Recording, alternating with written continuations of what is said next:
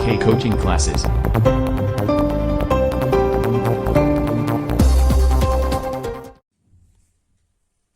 मेरे प्यारे बच्चों, आप सभी को नमस्कार। मैं क्लास 8 में एक्सरसाइज 2.4 का क्वेश्चन नंबर 7 में करा रहा हूँ। देखिए, हसन स्कूल वर्दी बनाने के लिए 2 प्रकार का कपड़ा खरीदता है। इसमें कमीज के कपड़े का भाव 50 रुपये प्रति मीटर लिखा होना चाहिए यहाँ मीटर, तथा पतलून के कपड़े का भाव 90 रुपये प्रति मीटर है। वह पतलून के प्रत्येक 2 मीटर कपड़े के लिए कमीज का 3 मीटर कपड़ा खरीदता है।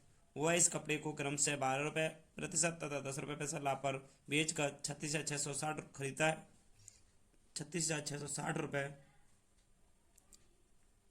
इसमें लिखा भैया 36,660 रुपये प्राप्त करता है। उसने पतलूनों के लिए कितना कपड़ा खरीदा? बताइए, इसमें कितना कपड़ा खरीदा उसने? तो भैया यहाँ से देखो, यहाँ से मानना पड़ेगा। माना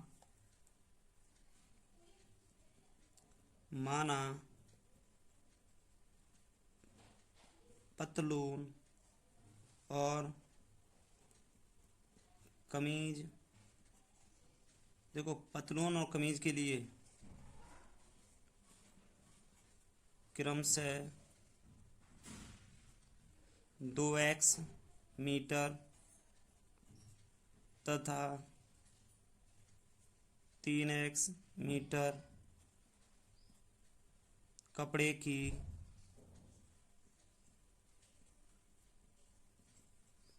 आवश्यकता है।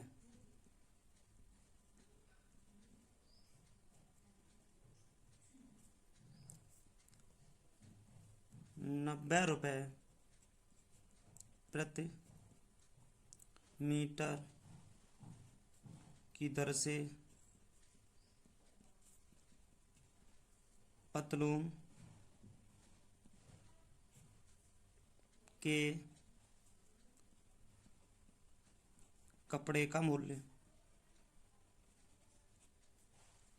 90 गुणा 2x रुपये बराबर 180x रुपये। 50 रुपये प्रति मीटर की दर से कमीज के कपड़े का मूल्य 50 रुपये प्रति मीटर की दर से कमीज के कपड़े का मूल्य 50 × 3x रुपये। इसको भैया हम लिख सकते हैं 150x रुपये। कमीज से लाभ, अब यहाँ से लाभ देखते हैं। कमीज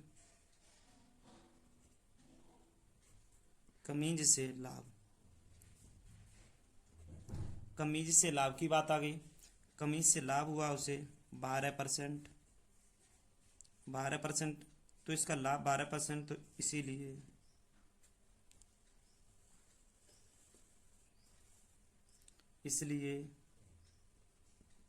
इसका विक्रय मूल्य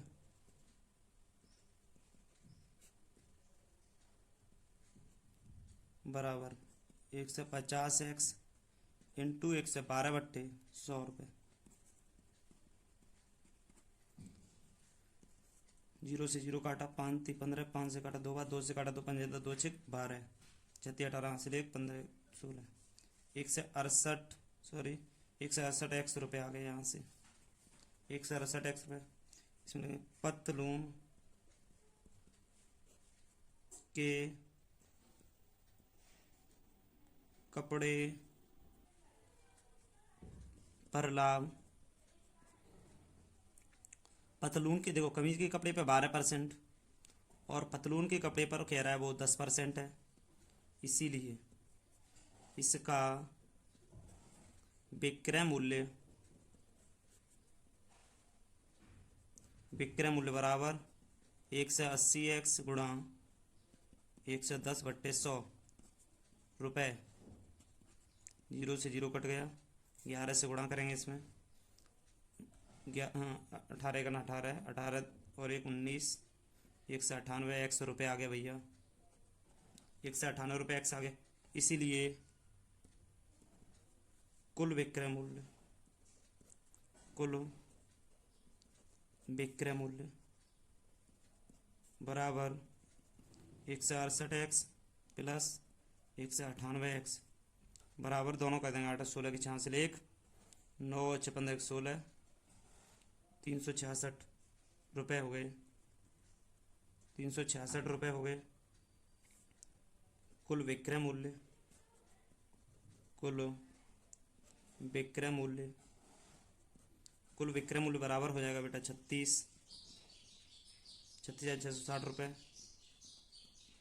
इसके बाद में देखिए ये टोटल मिला के 3600, 3,600 एक्स है बेटा, इधर 3,600 ऐसे लिख देंगे, 36,660 रुपये। तो एक्स का मान अगर यहाँ से निकलेगा तो देखो बट्टे में 3 6 6। अब देखिए बेटा यहाँ से क्या होगा, इसका इसमें भाग दिया जाएगा तो लगभग 100 पॉइंट कुछ आ रहा है, 100 बार जाएगा। तो आप यहाँ से इसका भाग देके 100 बार जाएगा, यहाँ से लिख सकते हैं थोड़ा, अतः पतलून का कपड़ा 2 × 100 × 16 मीटर, तो 200 मीटर लगभग कर देंगे बेटा, लगभग आपका 200 मीटर के लगभग आंसर आएगा। यहाँ लिख दें 200 मीटर लगभग। तो बेटा यहाँ से देखिए आपका ये क्वेश्चन, आपका क्वेश्चन है, यहाँ से ये हल किया है हमने। यहाँ से साथ में अगला क्वेश्चन देख बेटा, क्लास 8 की तरीके से ये 8 वाला क्वेश्चन बहुत ही इंपॉर्टेंट है। इसमें जितनी बार इंपॉर्टेंट लिखा जाए उतना कम है, बहुत इंपॉर्टेंट है, बहुत ही ज़्यादा इंपॉर्टेंट है बेटा। ये क्वेश्चन है, हिरणों के एक झुंड का आधा भाग मैदान में चल रहा है और शेष का 3/4 पड़ोस में ही खेलकूद कर रहा है। शेष बचे 9 हिरण एक तालाब में पानी पी रहे हैं। झुंड में हिरणों की संख्या ज्ञात कीजिए बेटा।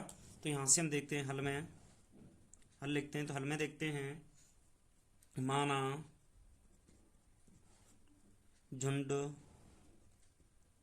में हिरणों की संख्या बराबर x। अकॉर्डिंग टू क्वेश्चन, खेत में चरने वाले हिरणों की संख्या x/2। जो बेटा हिरणों के एक झुंड का आधा भाग मैदान में चल रहा है और शेष का 3/4 पड़ोस में ही खेलकूद कर रहा है।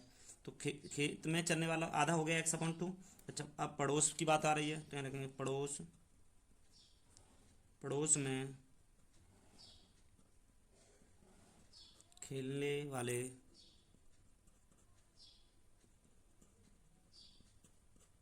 हिरणों की संख्या बराबर 3/4 गुणा x - x/2। 3/4 यहाँ से करेंगे, आधा इसमें से देखो घटा देंगे तो यहाँ आधा ही तो बचेगा x/2। सॉरी, यहाँ घटा के मैं बता दे रहा हूँ। देखिए बेटा, इसके नीचे बन, यहाँ 2 आ गया, एलसीएम ले 2, x - x घटेगा तो x/2 आ गया। तो x/2 आ गया बेटा, यहाँ पर इसे गुणा करेंगे तो 3x/8 आ गया आंसर, 3x/8 आ गया। इसमें लिखेंगे तालाब में पानी पीने वाले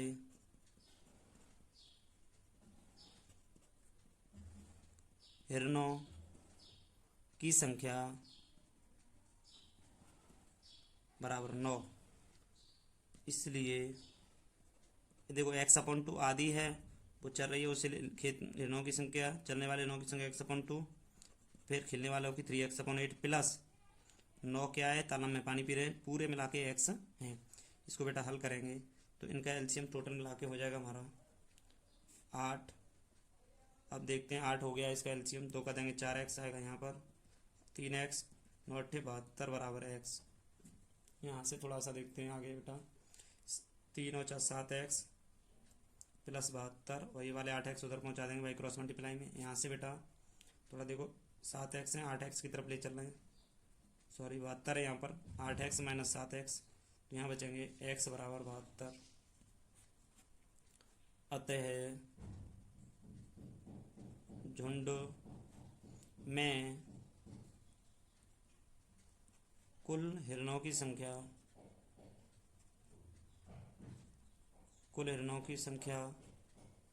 बराबर 72। कुल हिरण है वो बेटा आपके 72 होंगे। बेटा क्वेश्चन नंबर 9 है, बहुत ही आसान है। देखिए, दादाजी की आयु अपनी पौत्री की आयु की 10 गुनी है। यदि उनकी आयु पौत्री की आयु से 54 वर्ष अधिक है तो उन दोनों की आयु ज्ञात कीजिए। तो बेटा हल में चलना पड़ेगा। लिखा हल में देखो बेटा, हम हल में लिखते हैं यहाँ से, माना पौत्री की आयु x वर्ष है, पौत्री की आयु x वर्ष है, तो दादाजी की आयु बराबर 10x वर्ष। 10 गुनी है पौत्री से, तो पौत्री की आयु x वर्ष, तो दादाजी की आयु हो जाएगी 10x। आगे देखते बेटा यहां से, अकॉर्डिंग टू क्वेश्चन, देखो यहां से कह रहा था दोनों का अंतर, उन दोनों की आयु ज्ञात कीजिए। जबकि यदि उनकी आयु पौत्री की आयु से 54 वर्ष अधिक है, 54 वर्ष अधिक है, तो देखना यहाँ से 10x बराबर x प्लस 54। अब इसमें क्या करेंगे कि 54 x को इधर लाएंगे, 10x माइनस के x बराबर 54, 9x बराबर 54, x बराबर 54 बटे 9, x बराबर 9 छक 54, x बराबर आपका आंसर आ गया 6। अब यहाँ लिखेंगे पौत्री की आयु,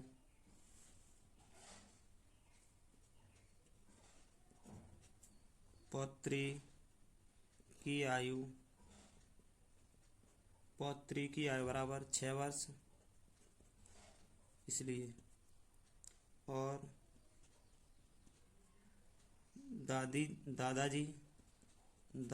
की आयु 10 × 6 वर्ष, तो हम इसे लिख सकते हैं 60 वर्ष। 60 वर्ष होगी दादाजी की आयु, पुत्र की होगी 6 से 10 में गुणा करेंगे तो 60 वर्ष हो जाएगी इनके दादाजी की आयु। आगे वाला क्वेश्चन देखते हैं बेटा। क्वेश्चन नंबर बहुत ही अच्छा बेटा। अमन की आयु उसके पुत्र की आयु की 3 गुनी है। 10 वर्ष पहले उसकी आयु पुत्र की आयु की 5 गुनी थी। दोनों की वर्तमान आयु ज्ञात कीजिए। क्वेश्चन नंबर 10 है बेटा, 2.4 एक्सरसाइज का। तो माना, हल डालेंगे बेटा, हल में लिख लेंगे माना, हल में माना पुत्र की वर्तमान आयु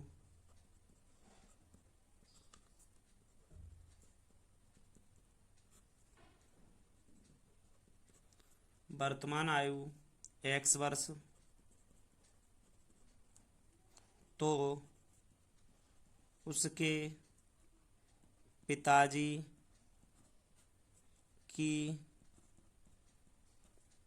वर्तमान आयु बराबर 3x। उसके पिता की वर्तमान आयु 3x। 10 वर्ष पहले तो लिखेंगे उनकी आयु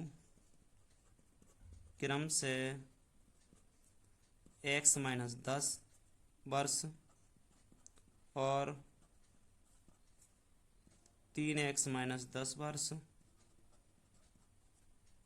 according to question 3x minus 10 बराबर 5 गुनी कह रहा है यहाँ से x माइनस 10। देखिए दोबारा, अमन की आयु उसके पुत्र की आएगी 3 गुनी है, 3 गुनी है, तो ये मानेंगे x, एक ये हो जाएगी 3x। ठीक है, 10 वर्ष पहले तो घटाएंगे दोनों में से 10, x माइनस 10, 3x माइनस 10। आयु पुत्र की आयु की 5 गुनी हो जाएगी। पुत्र की आयु की, देखो पुत्र की आयु की ये 5 गुनी हो जाएगी, तो 5 का गुणा इसमें करना पड़ेगा क्योंकि बराबर करना है। दोनों की वर्तमान आयु ज्ञात करो तो इसे हल करेंगे। 3x माइनस 10 बराबर 5x माइनस की 50। देखो बेटा माइनस 10 है इधर, ये वाला आएगा तो इधर प्लस का हो जाएगा 50 बराबर में 5x से जाएगा 3x, तो 40 बराबर में 2x हो गया। x बराबर में 20 हो गया। x बराबर आपका आंसर 20 आएगा। तो हम लिखेंगे इसमें क्वेश्चन के आंसर में लिखेंगे यहाँ से बेटा, इसलिए पुत्र की वर्तमान आयु बराबर 20 वर्ष, 20 वर्ष और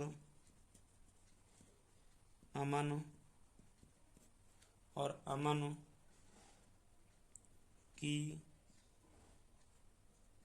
की वर्तमान आयु 20 × 3 इक्वल टू में हो जाएगा 60 वर्ष। क्वेश्चन पढ़िए सही से। क्वेश्चन क्या कह रहा है? अमन की आयु, उसके पुत्र की आयु की 3 गुनी है। पुत्र की आयु की 3 गुनी अमन की आयु है। उस अमन का कोई एक पुत्र है, उसकी आयु अमन आयु की उससे अमन की आयु 3 गुनी है। तो अमन की आयु यहाँ से हो जाएगी 3x और पुत्र की आयु x, या अमन लिख लो, चाहे उस पुत्र के पिता हो गए अमन, कुछ भी लिख लो बेटा। तो इस तरीके से हल करके देखेंगे, आपका आंसर अमन की आयु का 60 वर्ष निकलेगा, पुत्र की आयु 20 वर्ष होगी।